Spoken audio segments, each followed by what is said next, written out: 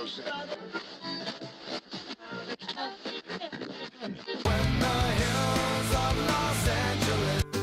Angeles, and most Hollywood nights. She goes to California, oh, California.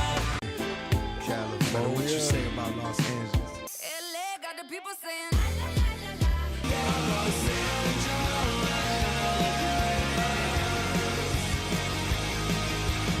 You're listening to Corner of the Galaxy on cornerofthegalaxy.com.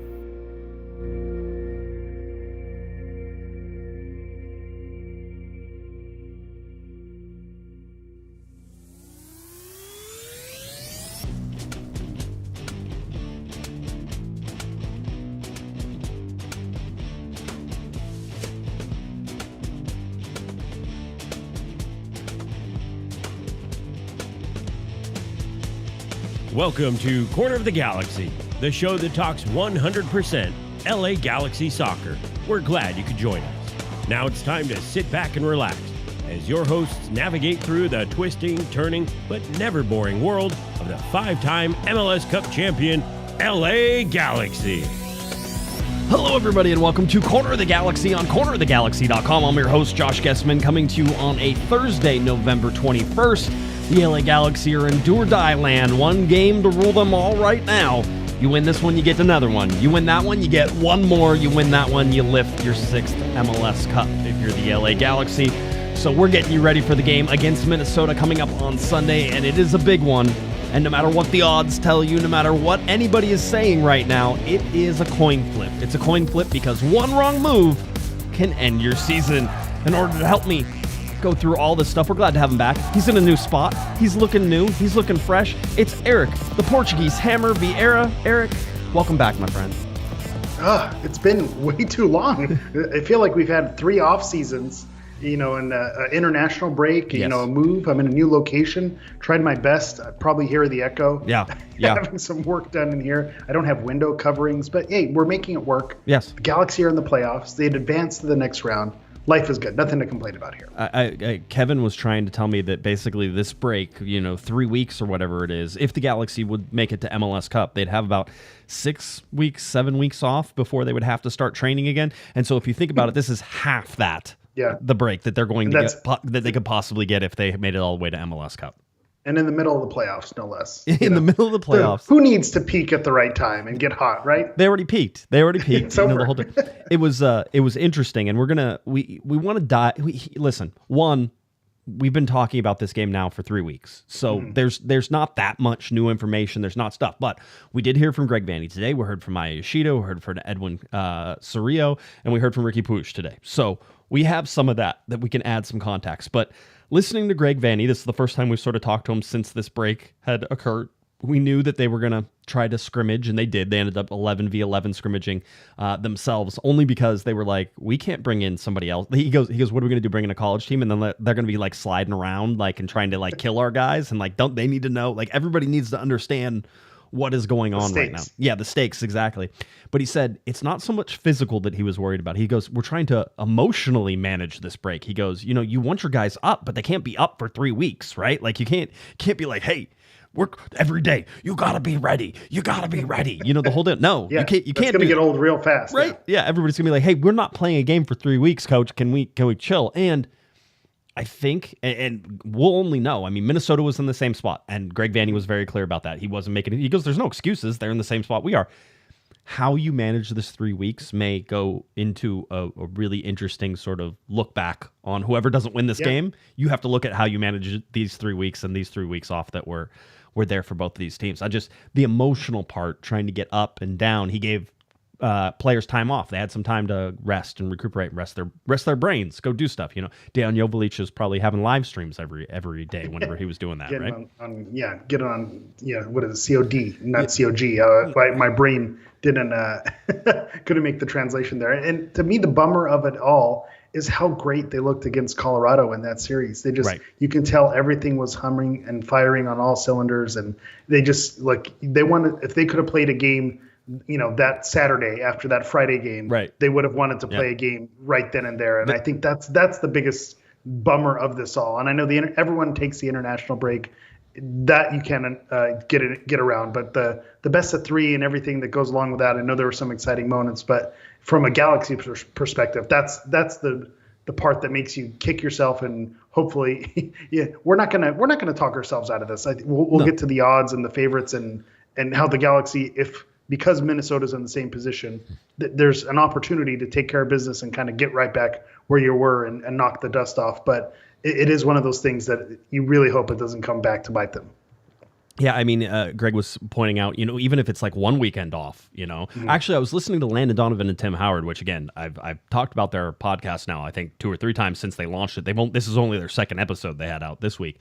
But listening to them, they were talking, Landon was talking about the Galaxy and following them, and says he's really happy about them being back where they are. But he was talking about, he goes, even if you miss one weekend of games, it's like, man, like what's going, can we play? The whole deal. So. Yeah.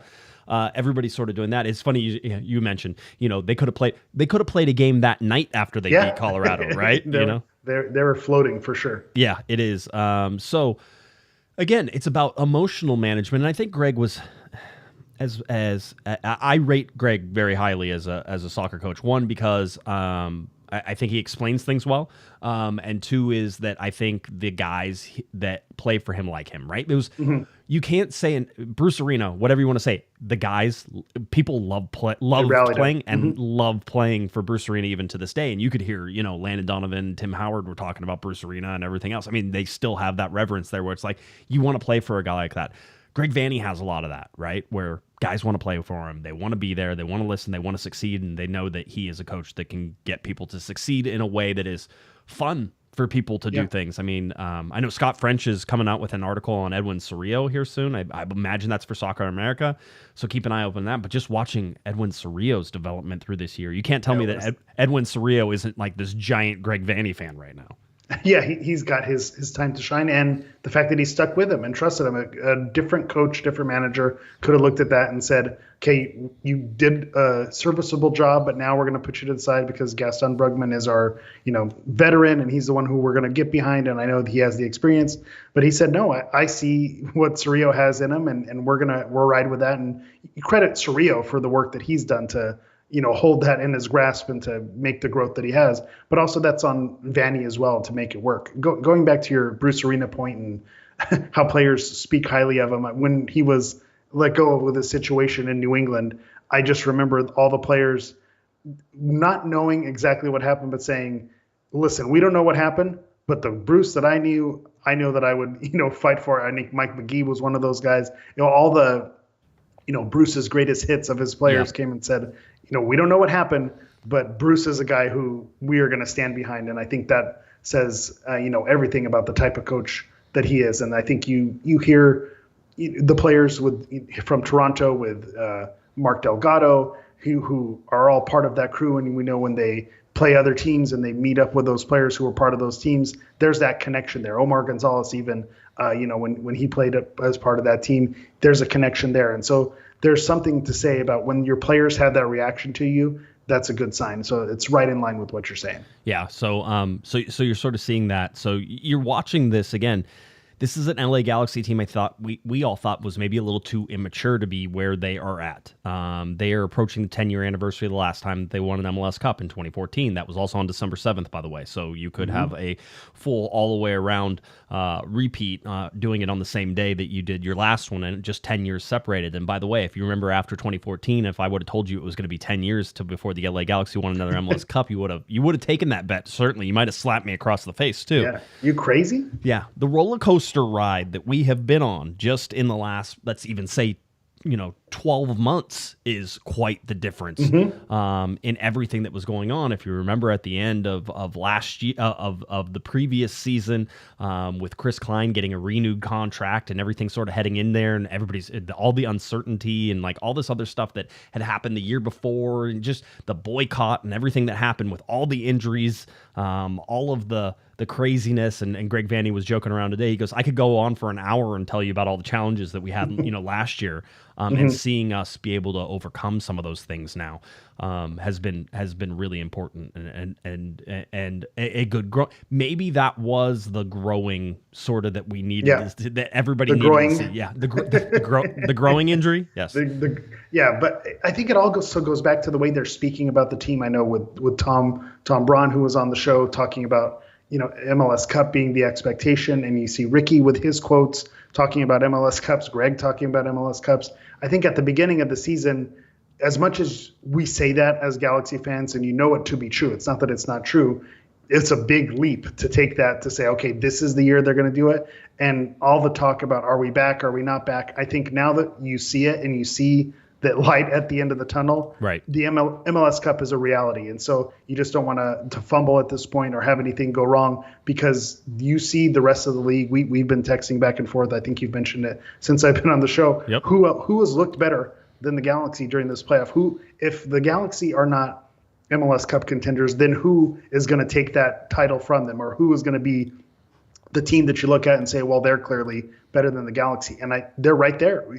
You can argue other teams that are towards the top with them, but the Galaxy are right there, part of that conversation. And you can tell that the way they talk about this group now, as the season is coming to a close. And I think that's fair. It's a fair discussion to happen now. It's all at the beginning of the season when the games haven't been played. You can say all the right things and do the right things. And to Greg's credit, he's said all the right things, even when things weren't going great on the field. His message has been consistent. He has said the same things. It's just now the play on the field is matching it, and the reality of how the team looks and the players that they have and the group chemistry that they have, it's all coming together in the right ways at the right time. And so I think that's why you're seeing them start to say those types of things in these quotes. Yeah, you can see, you can feel it, certainly, and I think that's one of the growth points that you're sort of looking at. But just what they're saying and how they're saying it has been really interesting. Just in terms of, there's a lot of not done yet. We're not. This is Correct. This game is important. This is the only one we need to worry about. But if we get past this one, we're not done yet. Whenever we beat Colorado, we weren't done yet. Like the whole deal. There has to be that understanding. Greg Vanny called it, we had low-hanging fruit of making our home a fortress, right? It was like the low-hanging fruit. We did that. That was easy. But and somebody said, well, would this be a successful season if you made it to the Western Conference Finals, something you guys haven't done since 2014, and, the whole deal. And you can look at that and say, and Greg Vanny could say, yeah, I think we've really improved looking at what we did last year. And the answer was no. It's about MLS Cups. It's always about MLS Cups.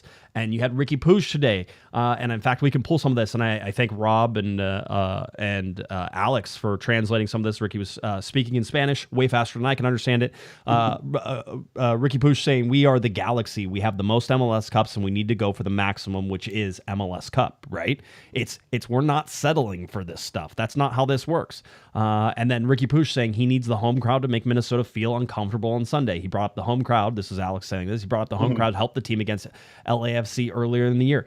The fortress that has become, and it's overused, make your home a fortress, and the whole deal, and that's always fun. It matters. And how do we know it matters? It's something like, you don't know it matters until you take it away. So go back to last year during a boycott and tell me it didn't matter, right? And they told you it didn't matter, right? They did, but it obviously did. It did. Well, yeah. and even if you talk to those guys now, and whether that's on the record, off the record, you feel it. Yeah. They're going to tell you that they knew it last year too. But what are you going to do? You can't sit there and it's one of those things. You have to deny that this dam is breaking, and so you're sitting there with your finger in the dam, and you're like, no, everything's fine, man. This is water. This isn't even water, man. It's not even raining yet. Like we're fine. Everything. That's what you have to do, because otherwise you wouldn't stand there with your finger in the dam knowing the dam's going to be breaking, right? So seeing them sort of into this, there's this real underdog edge to it, and that's difficult now. And I think it becomes more difficult because they are not the underdogs in this tournament anymore, right? The postseason, especially not against Minnesota. Yeah, especially not in Minnesota. By the way, most of the away teams are severe underdogs per the stats. And I would say, just you can dismiss that, right? This is one of we're getting into, yes, if we want to talk about, let's take it in real simple terms. Are the LA Galaxy a better team than Minnesota? Yes, they are. And I think on paper and the way that they played, you can make that argument. Minnesota's coming off a very hot streak. And so to look at that and sort of say, okay, are they... This is one game, Eric. It doesn't matter anymore. It doesn't matter if you're good. Look at Atlanta and Miami. And that was over 3 games. But Atlanta turned the tables on Miami and was able to do something that nobody thought they were going to be able to do. In one game at home for Miami, Atlanta was able to turn it around. If you think of it as that third game, that's what can happen to the LA Galaxy. And I think it's more likely to happen to the LA Galaxy. If you look at the rest of these teams, certainly on the Western Conference side, it's more likely to happen to the LA Galaxy that they get knocked out by a really good defensive performance. You just can't find the back in that. And they are the team that is more likely to be susceptible to that. That is the biggest problem that I think everybody knows. All of our fans, all of the fans, all the people listening to the show, they know this. No, they know this. So for me, that's the big thing. And so it's about making all these things count with one game and one game only. Yeah, I think you also look back to the games that they played against RSL to get to this point. There was a 0-0 draw and a 1-1 draw, and they won in PK. So technically, Minnesota hasn't won a game correct yet in this playoffs, and they're somehow into this next round to make it work. So that's an even extra chip that they have on their shoulder to where they can argue that they're the underdogs and no one's giving them a chance.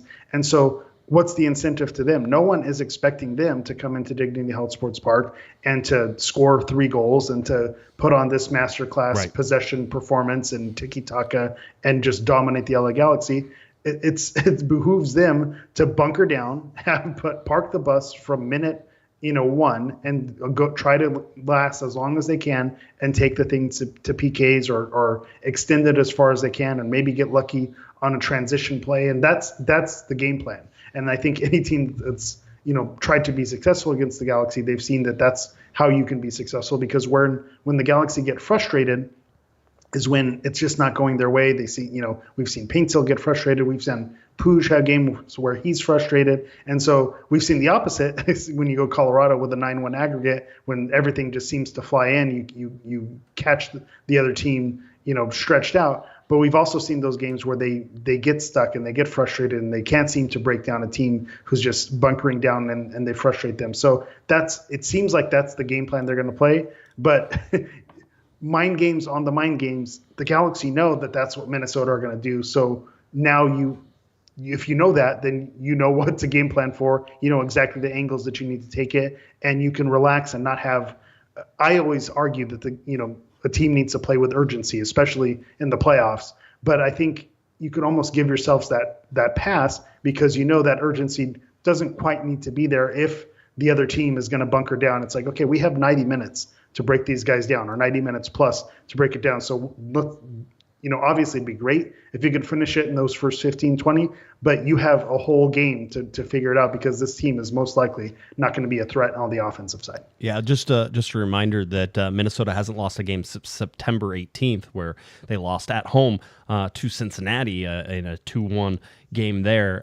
But as you pointed out, they also haven't won some of those games going back. Yeah, lots of draws. Yeah, lots of draws. And certainly they had to close out their season, their regular season, they went win-win, draw, win, right? So 3 out of 4 wins there. But whenever you look at that, that's 3 wins and 3 draws basically in their last 6 games. So they haven't lost a game in a little while. That's not saying, by the way, the LA Galaxy, who did, of course, lose the game there at the very end in game number 34.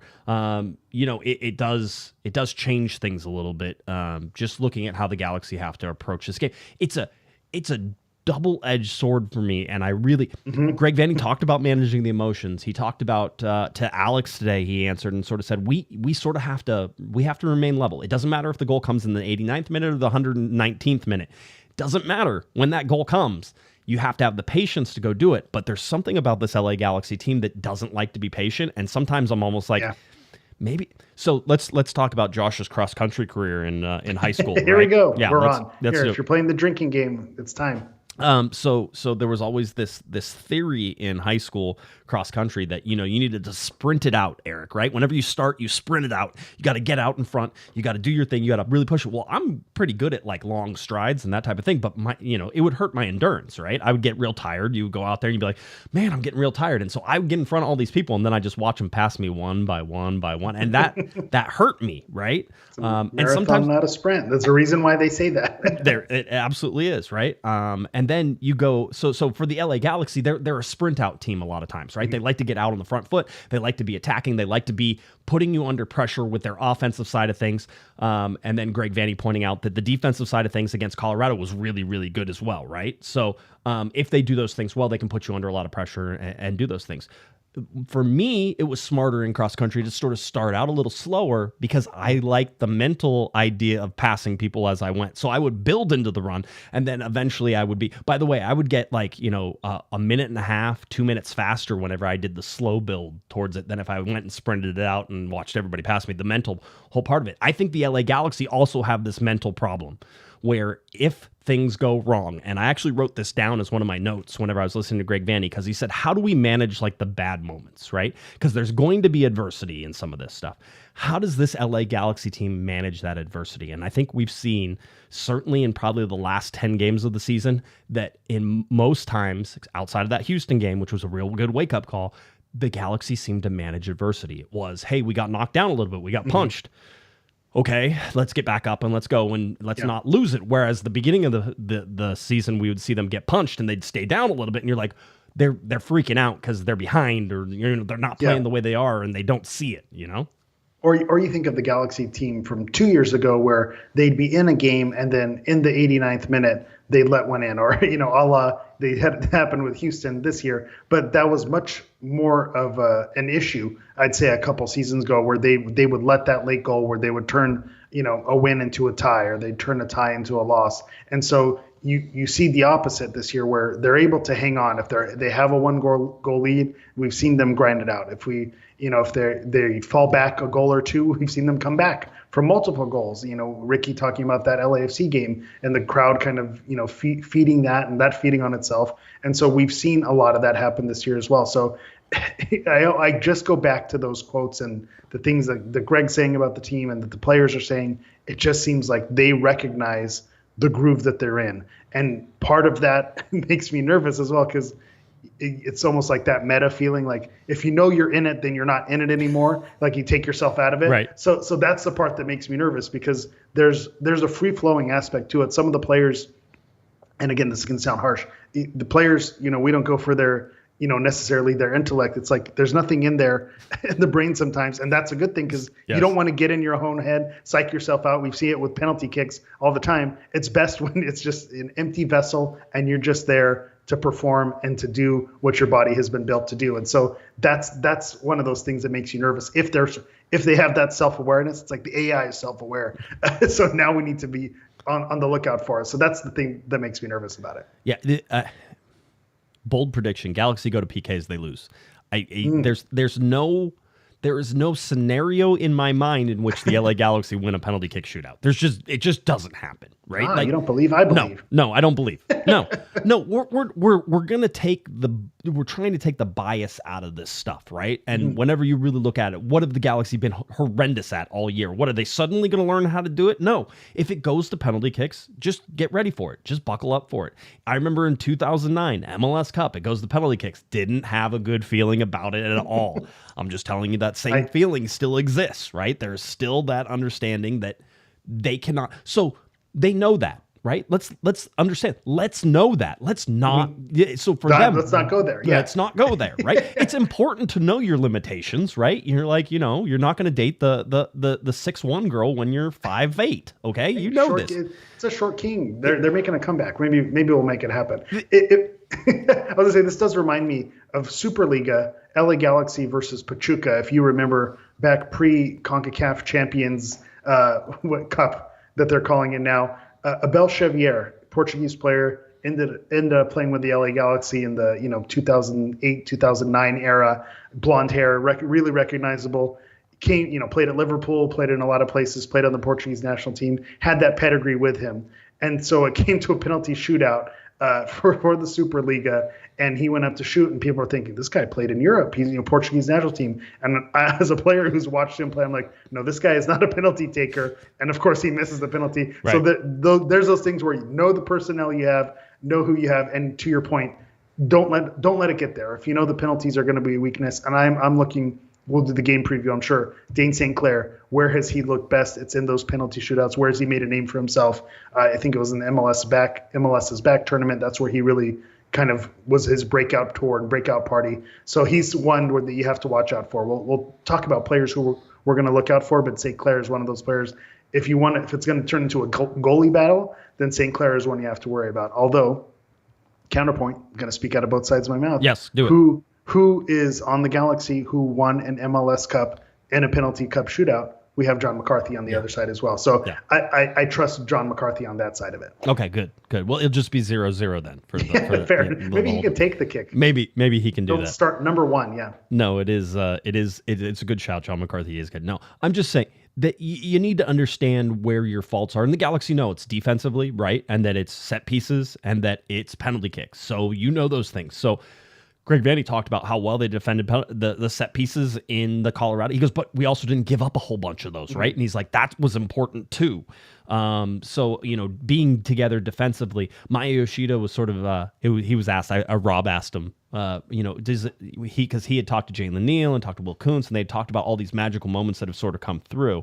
And one of the things he sort of put out, he goes, do you feel like this is the Galaxy's destiny to go it? And Maya Yoshida being the ponderous thinger that he is, I just love it. I love whenever Maya takes one word and repeats it like he's not just thinking it. He's like pensive. Yeah, you can tell it's He breathes the word whenever he says it, and he's like destiny, right? Go back and watch the dude. It is like my favorite thing. Somebody needs to cut that out. That needs to be an audio on TikTok. Destiny.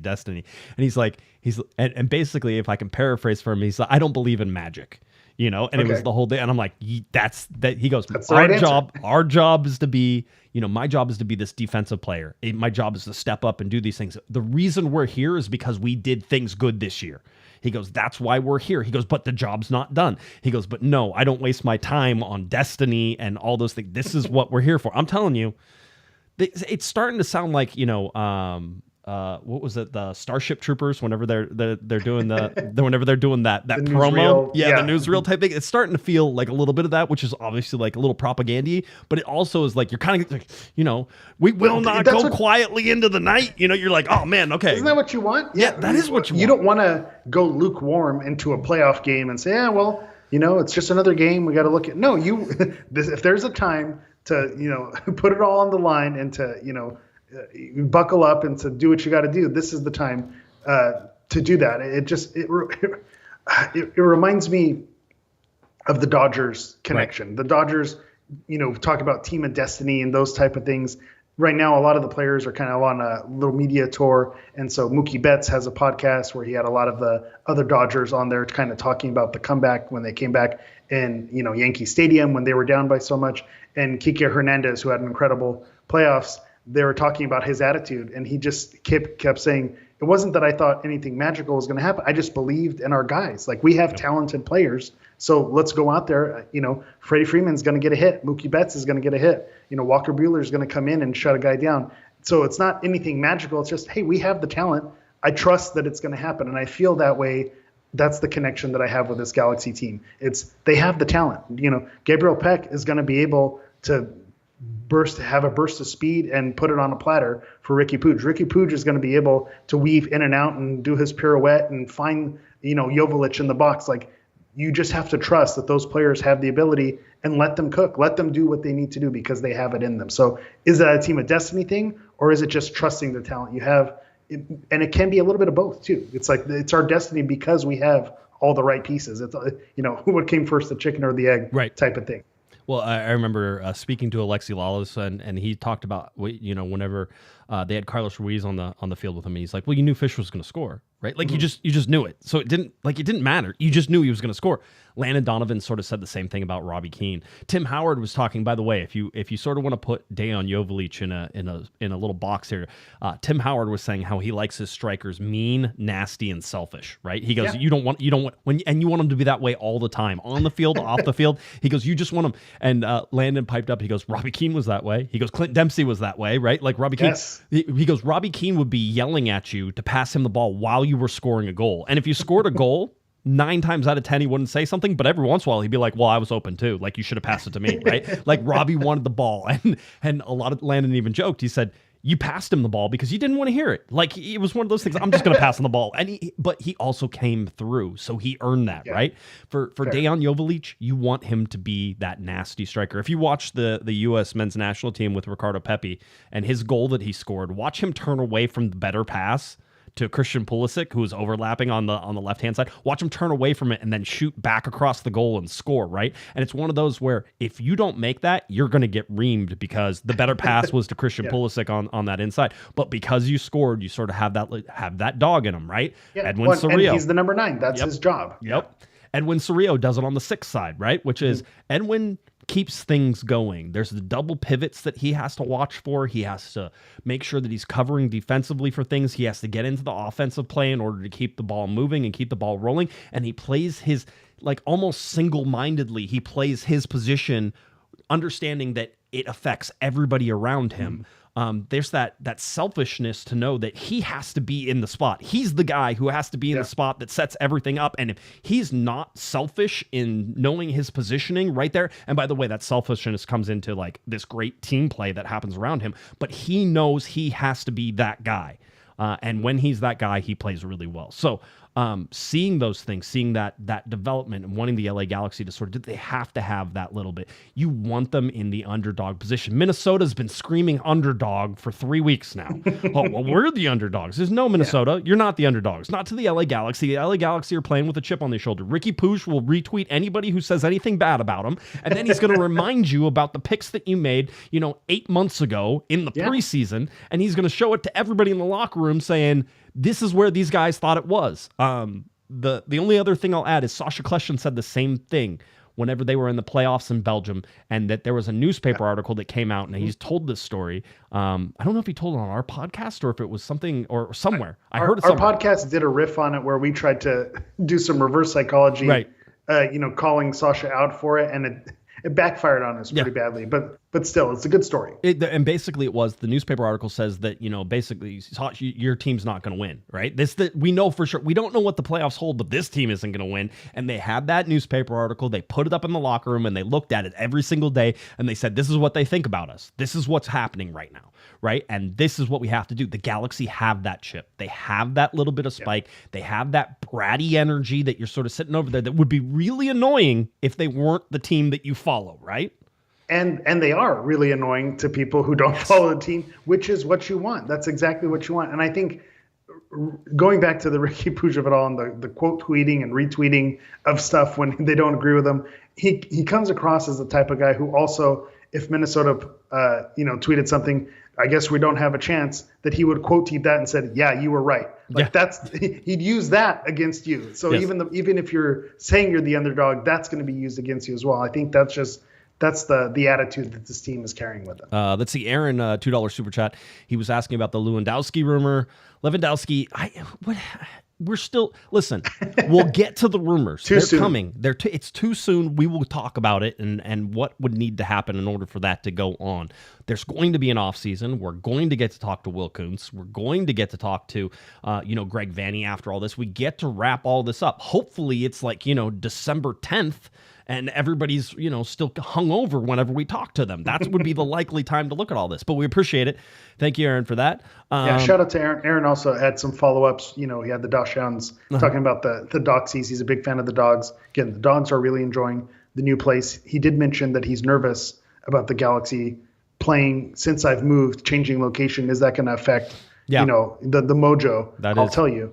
I was moved in, watched the games against Colorado in the new place. So the Galaxy, so good. Technically undefeated in this place. So again, as long as I'm just going to keep watching from here, you better hope that if they make it all the way, that I don't fly out to check out a game because You want them winning while I'm watching here from home. You're not allowed to go to MLS Cup. No. That's you can't. You have Hey, to stay. I have everything I need. Yeah. All the valuables Right. came along with me here. Joao so Pedro, again, there he is. got to make sure all the good stuff came. Adam, $5 super chat. Hey guys, I know it's early to think about it. Who are the Galaxy free agents when the season ends? Again, Adam, come on, bud. We're there. And then We got a game this weekend. Adam, $2 super chat, double checking that McCarthy's contract is up after the 25 season. We will have all that information, I promise you. $5 Shout out super to Adam though for worrying about it. Again, I love it. That's a fan. That is. Hey, I know we have a playoff game and we'll get there. But let's worry about free agents while doing Will Kuntz's job. I appreciate it. Yeah, that's right. Will appreciates it too, I'm sure. Steven, $5 super chat. Make Mitrovic the PK shout out specialist, sub goalies at the end of extra time. Yeah, why not? Confuse everybody. Yeah, he could shut out. He could be the shutout guy. He could jump in there and come in and make all the saves and do all that stuff. Mitrovic is, he's a guy. Why not? Hey, Why I not? would just like to remind everybody: 2009 MLS Cup final in Seattle. Donovan Ricketts breaks his arm, and Josh Saunders ends up having to come in. Now, they lost that game, but Josh Saunders played really well sort of in that relief effort, right? Now, there's an argument, certainly by me, that if Ricketts doesn't get hurt in that game, that the Galaxy may win that game, right? It's one of those. It's just a weird turn of events. It makes everything weird. But I am one who believes in the trials and tribulations of the ups and downs of sports. You have to go through the valley before you can climb to the peak, right? This is on your way to the promised land. You got to get through that valley. You can't tell me last year wasn't a valley, right? You can't tell me that was. I mean, you didn't think it could get any lower, but yeah. Go ask Chicharito how that was. Yeah, he's still and our friend Doug. Doug. Oh, Doug Costa. So that's sort of the part about this that's really interesting. Let's get to a little bit of MLS news before we turn completely over.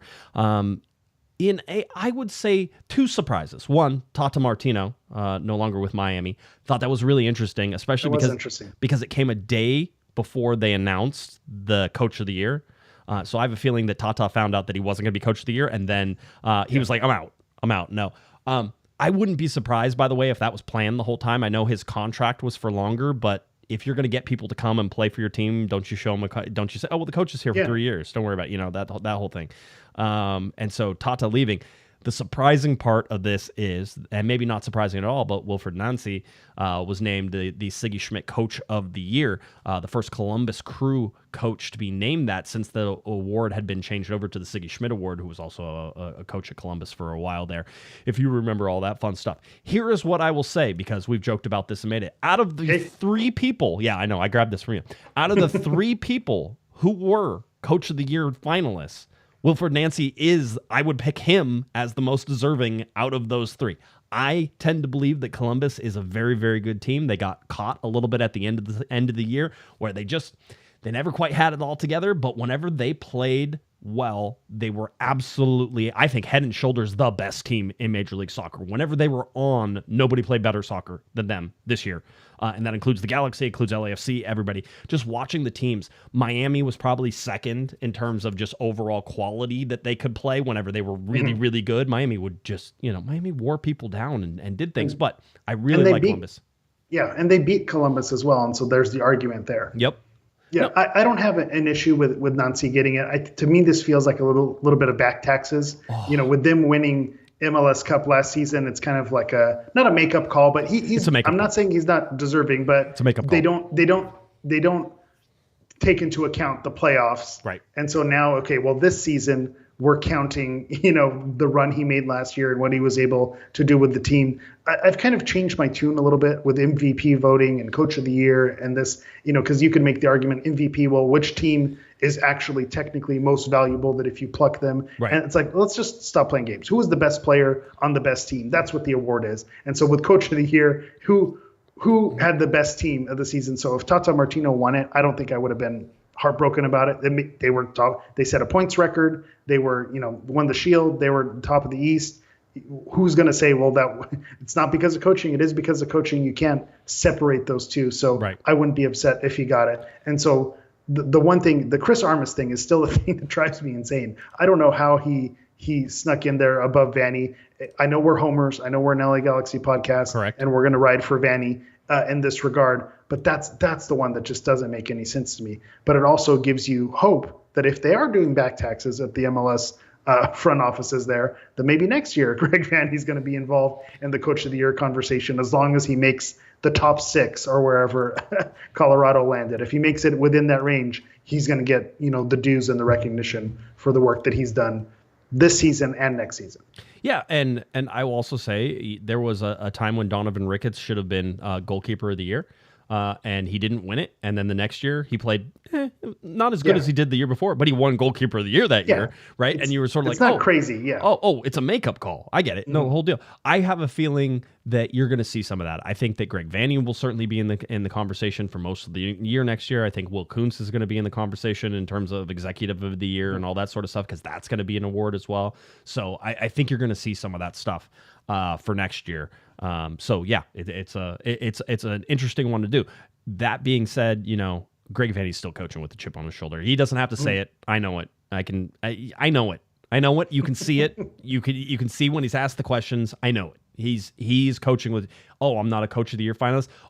People don't even, they didn't put me on their ballots. Are you serious? After the year that I had, after what I went through the year before, and you don't appreciate me? Yeah. You don't appreciate me here? I feel like we're in a relationship. Is this therapy? Yeah, this is sounding too familiar. I don't like this. I may be late to it, but I've been watching Shrinking. Have you watched Shrinking? Oh, it's fantastic. What a show. I love that show. I laugh. I cry. It's got it all. My wife is like, maybe I'll start watching. I go, not with me, because I'm too far ahead. I'm not waiting for you. So I just ran out of episodes. I'm waiting for the next one to come out. I just binged it all the way. You're caught through. up. Yeah. So again, hey, if you have Apple TV, MLS, product, watch Shrinking while you wait.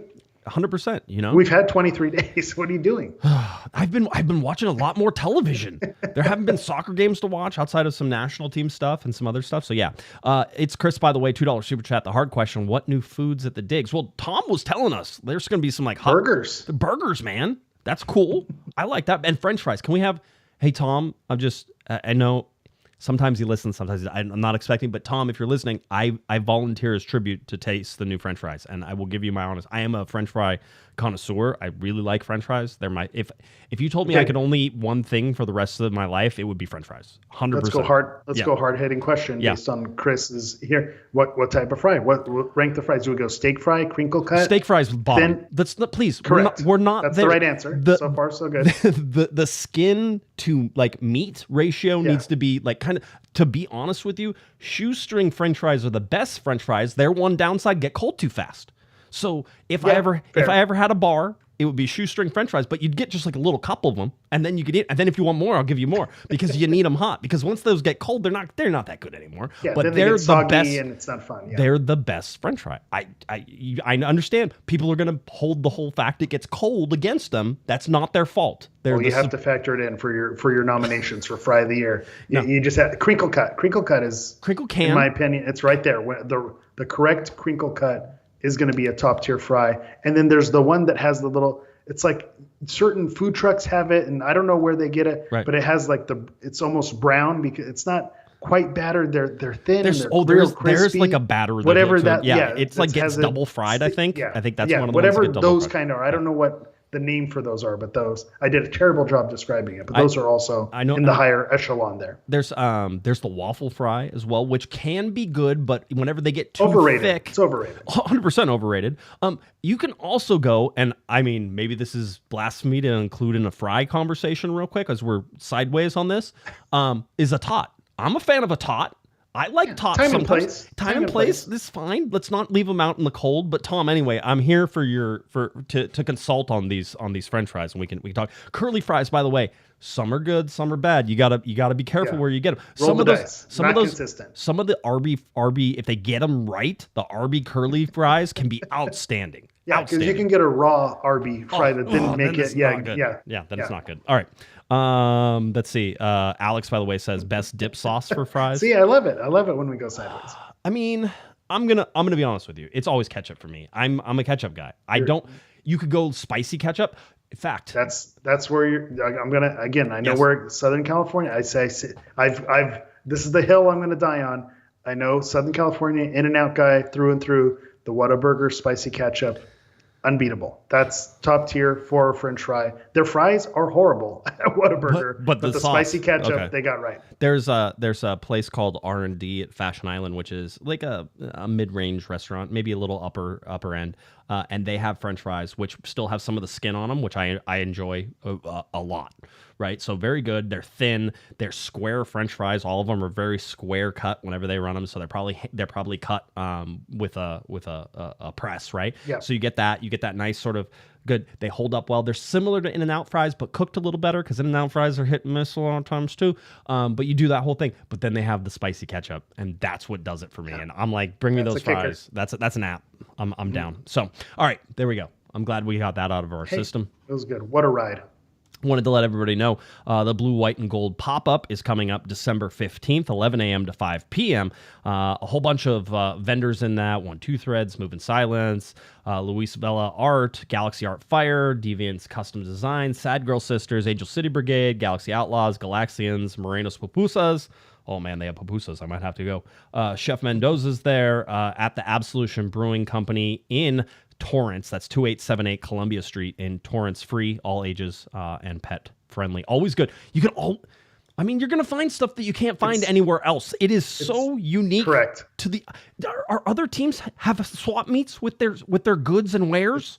And are they as good? And I think those companies have been doing it long enough that you have the reputation. I love seeing all those there. I have my 1-2 Threads shirt, my Cienfuegos shirt, got my bobblehead, signed bobblehead from them as well. So again, they're always doing the thing, always getting their thing done. Sad Girl Sisters, I know I've gotten some candy from them. Speaking of spicy, kicking things up. Oh yeah. Those spicy gushers and things that they have going for drinks on the outside. So they always are doing well. Shout out Sad Girl Sisters. So again, I just love that this is still continuing. I think there was a little bit of a byproduct during the COVID era, right, when there was just a need for community and for merchandise when it wasn't necessarily hitting, coming directly from the Galaxy. And to see this still continuing to be a thing, it warms my heart from afar. It's going to be a good one. So make sure you're out there. Again, that is on December 15th. That'll be approximately 8 days after the LA Galaxy win an MLS Cup on December 7th. Is that... What? See, celebration. You'll have that spending money. Got to buy the championship merch. Oh man, I remember one year they gave out. They cut up the field. And they gave away, you could go get a piece of turf from the field, and that I had that growing on my balcony for like a year and a half, 2 years. Wouldn't let it die. Got out there with scissors to cut it. Like I was dedicated, and then eventually died. So yeah, that was probably my fault. It happens. But then who's gonna know? Get a piece of sod, put it in there. That this is the turf from 2014. I don't know if you know that. Isn't that every grass company, like with their trucks, is like official turf of the LA Rams? And you're like, the Rams have AstroTurf. What are you talking about? They're like, but they're practice fields or something. It's like, okay. Yeah. I've thought about that when I'm decorating, rooms, obviously, and thinking for my son being into wrestling. They have these, plaques from wrestling matches with a piece of the mat. I was like, how do I know that this came from the actual Royal Rumble mat? But maybe it is. Maybe I'm just being cynical. Phillips also like, I bought that grass patch too. Yep, 100%. That's how it was. The one of the things I want to talk about, just this shift, and I don't know if you've noticed it, but I have noticed it because I pay attention to these things. Miami goes out. I mean, who are they going to talk about now? I mean, who's MLS going to talk about in the whole deal? I'll tell you who they're going to talk about. They're going to talk about the LA Galaxy, and it has been quite the shift and quite rapid. I almost got whiplash from it. Like it was like, oh, Lionel Messi, oh, Ricky Puig, oh God, it's little Messi, little Messi with the blonde hair, and Messi Jr. out there, Ricky Puig. The fact they're zeroing in on the LA Galaxy, one, I think it's a byproduct of two things. One, the LA Galaxy play a very exciting brand of soccer. So it is similar in what Miami is able to do in terms of a high-powered offense. So it's a like-for-like switch. Everybody over at MLS is well-equipped to handle it. They're like, oh, yeah, we know about offense, all this whole thing. And the other thing is that the LA Galaxy have looked the best over this last third of the season, and they are legitimate contenders. And all the MLS pundits now are going to be like, well, yeah, of course the Galaxy. I mean... Yeah, we knew the whole time. We just didn't know if they were going to get it together fast enough. We thought this was next year, which, by the way, I would certainly argue that I thought there was a real setup for next year as well. It's like, oh, this will be a good year, but is it going to be? You're just getting 2 new designated players in. You got Ricky Puig. You have some holes. Remember, the LA Galaxy need another striker. That's what I heard over Yeah. and over again. So that was one. Miguel Berry I can't was get it done. Yeah, I was the guy saying that, by the way. Yes. But I also was burned by last year from that mentality because I thought from the year previous, hey, this is a building block they're going to build from the next year, and then it all went completely in the tank. Right. So this year, I've learned not to say, hey, this is a building block for next year, because you never know who's going to come knocking. I think you mentioned it. Gabriel Peck, as good of a signing as he's been, if he keeps playing this way, someone's going to come knocking, and for the right price tag, the Galaxy would almost be foolish not to let him go at that point. So you can't bank on him being back. So that's the part that makes you appreciate what you have, and you go all in for the season by season. But it also makes me uneasy because for the last 4 or 5 years, we've been, why is MLS pundits, why are they not talking about the Galaxy? We're the Galaxy. We have the 5 cups. We have the name, the brand recognition. Why are they kind of sweeping us under the rug and throwing us away, like Andy's old toys? What's happening here? And then now to see them, well, there is the brand recognition. They're playing great soccer. They have the names there, that are performing with the four players who are scoring 10+ goals in the double digits. So of course it's going to make sense that they're going to talk about them. But now from a fan perspective, you're like, wait, I liked it better when we get to complain and we get to say that you're not talking about us. Yeah. You're disrespecting us. The Greg Vanning Coach of the Year angle that we can come at when you're singing our praises and saying that we're going to dominate. That's the part where I go, ooh, no, maybe not. Maybe I don't like the spotlight. Lights are too bright. So we'll see how that goes. It has been a long time to sort of swallow all this, and so having the switch again, a little whiplash. Be careful, you make sure your seatbelt's fastened at all times for this, because again, this is one game. It could all be over. I could be on this podcast on Monday night, and we could all be talking about the LA Galaxy's offseason. That's how quickly it can go. I want to be very clear. True. Appreciate what you have. I am no longer one of these people. I've been covering this team since 2009. I've been going to games since 2008. There's been people who've been doing it longer that I know have even more perspective. But when you have a team like this, appreciate it for everything that you have. Appreciate the friendships that it brings you during it. I remember hugging strangers in the stands like in 2011, 2012. Like you didn't know who was. Who cares? You're hugging the person. It doesn't matter, right? You're winning. Appreciate those friendships because all of this stuff can come to an end quickly. There's only one team. There's only one team out of 29 that gets to hoist a cup. It's just one. The odds are not in your favor, and the Galaxy have a chance to do it, a realistic chance. Let's talk a little bit about what's going to happen this weekend. Because I think that's important. Greg, let me piggyback one more to piggyback on what you're saying. We talk about appreciating what you have all season long. We've been saying no team has done this since 1998 or since 2014 or the 2010. The stats that the 2024 LA Galaxy are putting out there are comparable to those MLS Cup winning years. So we've kept wanting to discount it and not believe it. But now that you're in it, appreciate it for what it is, because we're going to look back in 2-3 seasons and say, we haven't had a win streak like this since the 2024 LA Galaxy. Right. We haven't had double-digit scores on the same team since the 2024 LA Galaxy. So that perspective is great to have right now because this is it. We're in it right now. And so it's scary and it's tough, and you want them to cross the finish line. Job's not finished. The Kobe mentality, job's not done. There's still games to be played. You keep that there. But thinking back on everything that we've talked about this season, it does make you appreciate, well, this team is special. And so now that we've recognized it and we can acknowledge it, we are back. This team is special. This team is good, and we can go for that MLS Cup. Let's all. Greg Vanning was talking about managing sort of the emotional energy and the emotional reactions to everything that's going on over the 3 weeks. He said he hoped this weekend that the team on Saturday would sit down and watch the games. And why would you watch those games? It's not necessarily because you're trying to figure out who you're going to play, which you're going to know. It's about getting back into it, right? Mentally. It's about understanding where you're at. I am going to give this as homework to all of our listeners.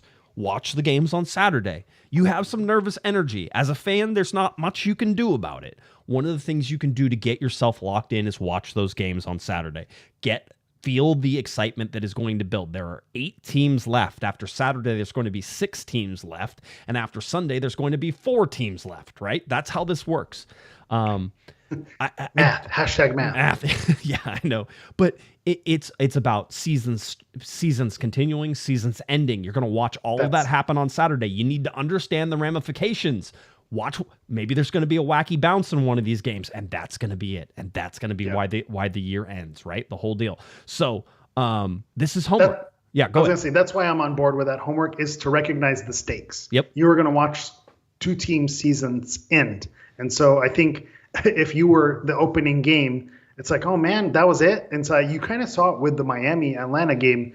As that game came to a close, Miami seemed surprised, like, well, I guess that's it. And there was almost like this shock and grief and going through all of the, the 7 stages of grief that went along with it, because it's like, wow, I guess that was it. I guess they, lost in a, last minute situation at Atlanta, and then Atlanta came and punched them in the mouth in a weird situation where a player, was down injured. Just, again, Atlanta didn't do anything wrong, but it was a weird situation that it ended, and then poof, it was over. There goes Miami's special season and Messi's first full season, and they're everything that they did. So I think if you're watching this, if you're the LA Galaxy, you're saying, hey, it ends just like that. A player goes down, a weird situation happens, and it's over. I think knowing those stakes ahead of time, as weird as it sounds, of course they know the stakes. They know that if they lose, they're out. They know that now. But watching a team of your peers go through that, right, I think that is a great mentality and a mindset that you want to, go into with that in the back of your head.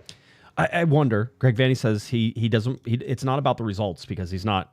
He goes, we don't want to get ahead of ourselves. But should Seattle upset LAFC, the Galaxy would have then another home game coming up the next week in order to face Seattle. If LAFC would advance and the Galaxy advance, LAFC would host the next game. Either way is very tasty in terms of like story arcs. There's a lot of meat on both of those. Where either way, yeah, I agree. It's so watching that should be really interesting. So 2:30 p.m. is whenever the New York City and New York Red Bull game will be played, and then 7:30 p.m. These are all Pacific time. Will be LAFC and Seattle. Then Sunday it's going to be a 12:30 game to start Orlando, Atlanta. You'll watch that one in the car on the way up, that type of thing, while you're sitting tailgating, do all that fun stuff. That's when you're doing it. And then of course the LA Galaxy and Minnesota at 3 p.m. to close out the weekend. So all of that will be designed. It has been preordained that this is how this will all end. And if we look at the odds of all of these, again, just notice that the home teams are heavily favored. The away teams are not so much. I said this before and I'll say it again.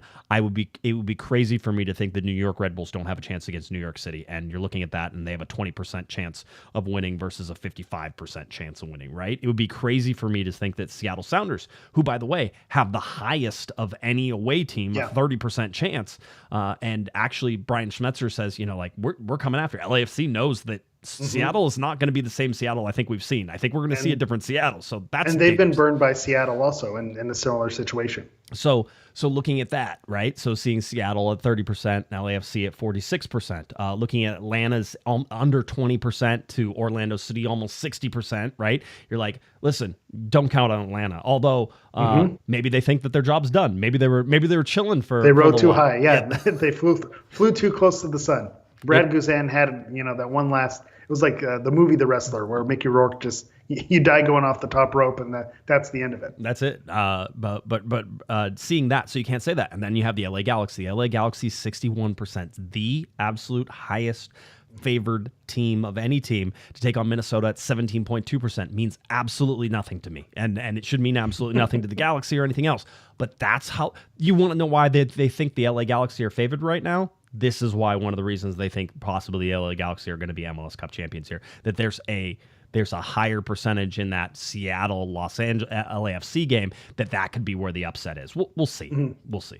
Yeah, and it's funny you mentioned that. There's also we've talked about all the time. The strength of schedule gets easier when you're a better team, and I think that also is true with the odds. Your D ratings and probability of winning it's going to look a lot better after you spank a team 5-0 and 4-1. Then they're going to take that into account going into this game and the amount of goals they scored this season. It's funny, one of the websites that I do a little bit of research on, it talks about team strengths and team's weaknesses.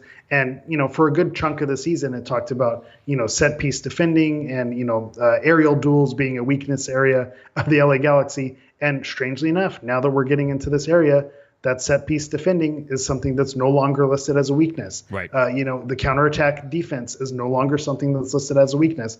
Well, why is that? It's just over the course of the season. Yeah, that may have been an issue in the past, but they've proven that that's no longer an issue. And so that's one of the things that you're seeing with these odds as well. Yep, you can see that. And it looked like at one point we were going to see some rain on Sunday. And now it looks like that has gone away. At one point, by the way, I was showing like 75% chance of rain. Like it was going to definitely rain on Sunday. And now basically I think it's under this morning whenever I saw it was like under like 17% chance or something like that. So perfect. A light rain would be delicious. Just, that'd be great. A little breeze blowing in. Yeah. It's time to wear the scarves. Like this is the time you can actually wear them. You can get away with that. This is it. It was 37 degrees this morning in this neck of the woods. So I'm ready. I'm in it. It was 45 here this morning. So it's not, this is the time of year where you sort of get that feeling, right? That the playoff soccer is here, that the important games are here, that, it's getting cold and everything else that is going through. And you're sort of like, okay, this is making sense now. So, let's see. Adam, $2 super chat, reminding us that it's Keith Costigan and Maurice Sadu on the call, who are great guys. I really like. By the way, Maurice Sadu will come up usually beforehand and say hi to everybody, and sort of hang out a little bit and talk and the whole deal. And Keith is great too. Like if you talk to either of them, just top notch guys. I really like both of them.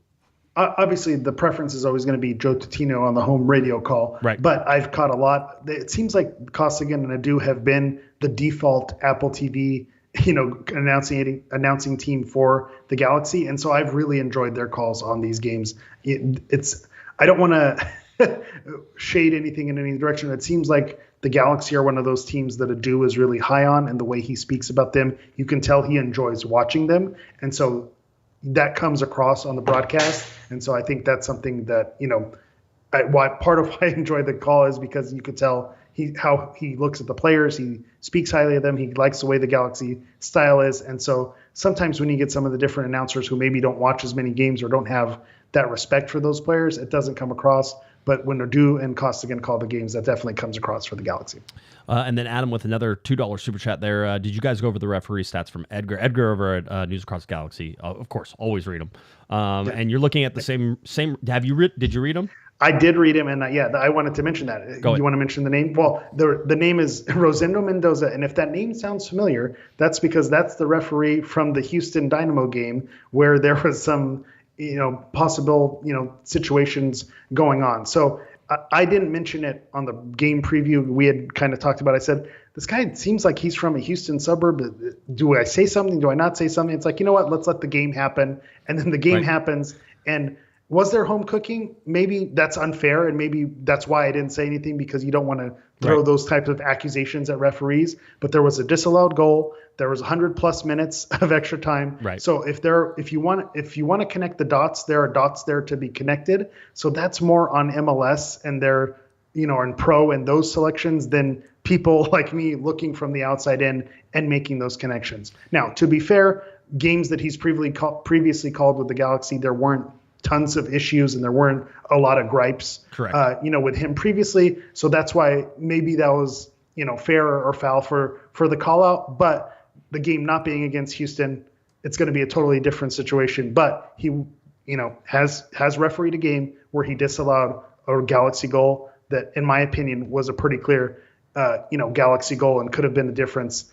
In this playoff situation. We would be in the butterfly effect of a different situation if that Joseph Paintsel goal counts. But I don't have a big issue with him in this game. To me, most of the game seems like it was reffed fairly. It was just those few calls and the fact of where he was coming from and refereeing that game threw me off and rubbed me the wrong way. Right. But that's why that name might sound familiar. Yeah, and by the way, I point out that both teams lost their last games underneath Mendoza, right? So it's one of those you're like, okay, it is what it is. We're not putting our tinfoil hats on. No, not for this, and I don't need to do that. Reminder: everybody needs to get in there early. That has been a request by the LA Galaxy. Looking at the Minnesota lineup and everything else that it is, I'm telling you right now, with the 5 in the back, and Greg Vanney talked about it, says they have 5 in the back rather consistently.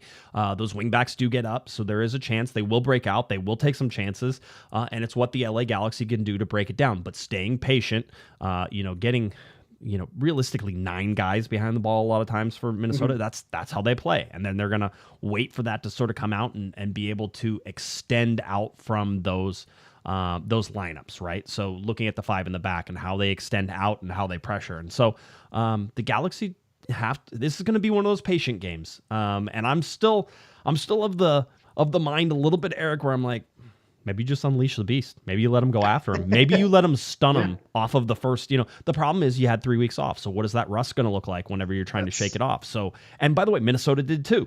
They had more guys on international duty, which may have helped, may have hurt. You don't know either way until it happens. But that's going to be something to watch, how this game starts. I want to know what the pacing of the first 15 minutes is. If this game is end-to-end in the first 15 minutes, buckle up, Buttercups. It's going to be a long one, right? It's going to be, yeah. And that's what I might have as my kind of objectives of the game. Objective number 1 is knock any rust loose. Right. We've talked about the objective is not to look great in this game against Minnesota. It's to look great en route to a 6th MLS Cup. And so the objective here is not necessarily to play the prettiest game, but knock out the rust, get free flowing, figure out those rhythms again, get back in that groove, and then do what you got to do to win. Because to me, that's what it's going to come down to. You were talking about, do you release the beast and go out going, and your cross-country story of hanging back and kind of turning it on late reminds me of there's a famous clip of Chinese speed skaters where normally speed skaters start off very slow and then at the very end, and she just books it from the very beginning, and it confuses all the other skaters, so they have no idea who's in first and who's in last, and she ends up winning the race. So there's something to that as well, to just come out guns blazing, put it out of reach, in the first 30 minutes, and then just, sit back and light your Miguel Berry victory cigar. There you go. That's how it is.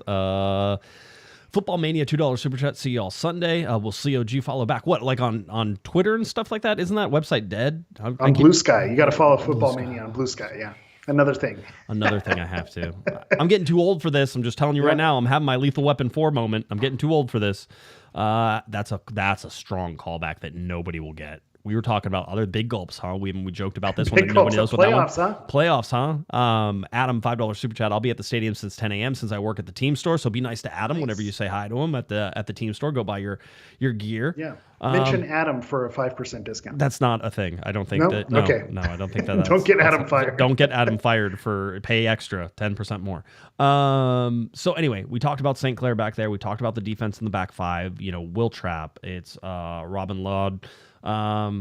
Laud's the one to watch for me. He seems like he's the player that everything goes through, and he's the one who probably has the most. If you're going to measure talent and who's the one who is going to worry you the most, he's the one that it scares me. Well, and Michael Boxall back there as well. I mean, a good. They have a lot of names. Yeah, names you know. They do, and so I'm waiting to sort of see how this team, comes out. Again, give me that first 15 minutes, and it's going to tell you a lot about the story. Is Minnesota just going to be like, when the ball kicks off, does Minnesota just like go back into put their spears up? They all come around in the corner, and they just stand back there. Like in Gladiator, right? Or was that, was that 300 or 5? What was the name of that? 300. 300? 500. 300, yeah. 300. 300, okay. Just now you sound really old. Yeah, well, I watched it. It was my just mother-in-law. What was that movie? What was the name? The guy with he's in the other one movie.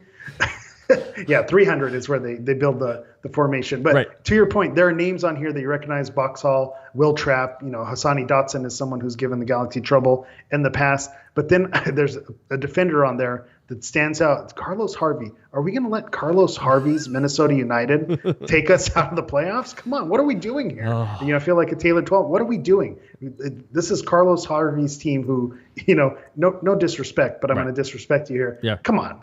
What are we doing here? We can beat this team. It was it 2014 MLS Cup? There was a guy who used to, it was like 2011 maybe, MLS Cup, and there was a guy who sat down in front of my season seats that I had at one point before I was able to go up in the press box and everything like that. And I remember coming in and talking about, the team. What was it? It was a Houston, right? It was a Houston in 2011, right? And the whole deal. And this one guy goes, who sat down in front of me. He would always turn around. We'd always talk before the game and the whole deal. And he goes, Houston? We're gonna let Houston beat us? I don't think so. Not today. Who do they have? And I'm like, well, they got this guy. Who is that? I don't even know who that is.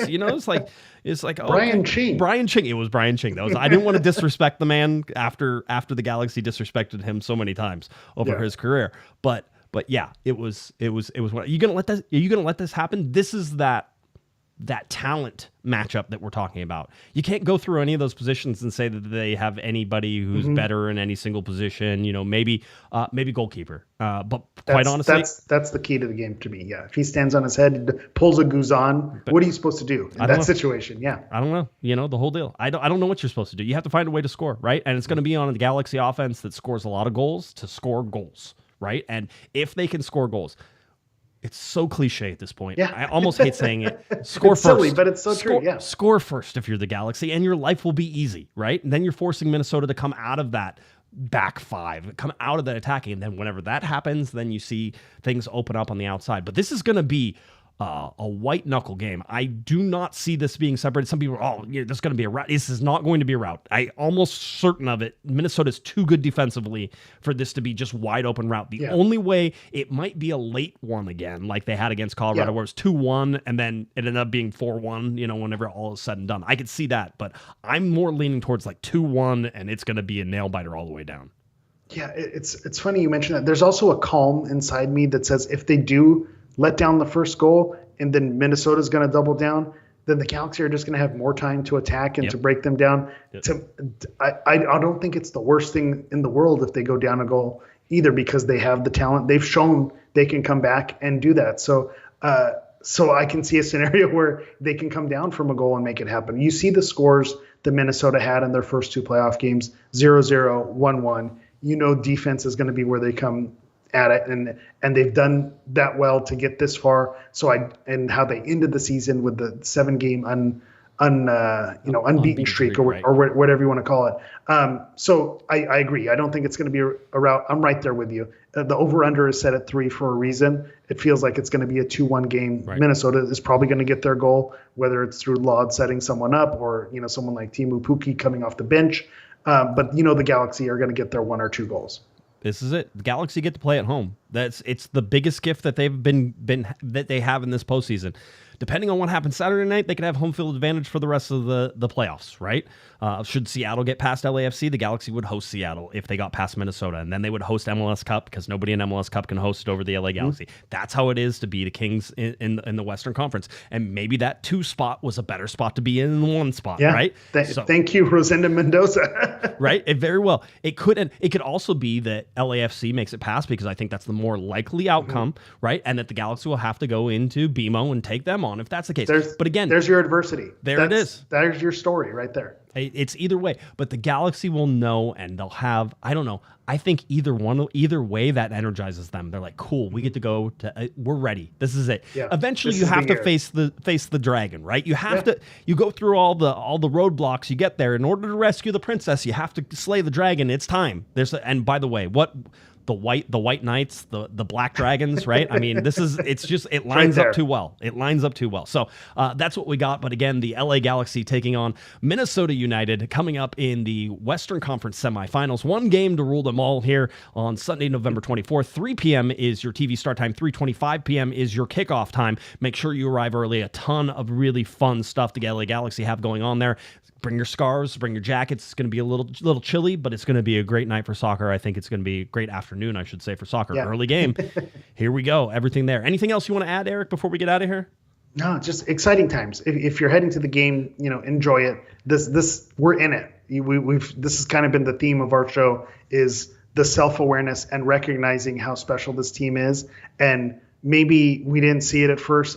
Did we talk about this? It's been a month since I've been in the show. The LA Galaxy are the team in the guy in the rom-com that's like, wait, you were there all along. Oh, you were right there, my best friend, and you're the one who I'm in love with you. I've been in love with you this whole time. They're that team right now. This whole team, we're like, the Galaxy, are they have it? Are they going to win it? MLS Cup? And now it's like, oh, wait a minute, they are that team. Right. They are going to get it done. So be in it, enjoy it, appreciate it for what it is, because you're in the special times right now. Right. If this goes the way we think it's going to go. Right. Like most rom-coms in this, like She's All That. It really, the Galaxy were just wearing some ugly glasses, and then they got contacts, and whoa, what do you know? Yeah. Go figure. Go figure every time. All right.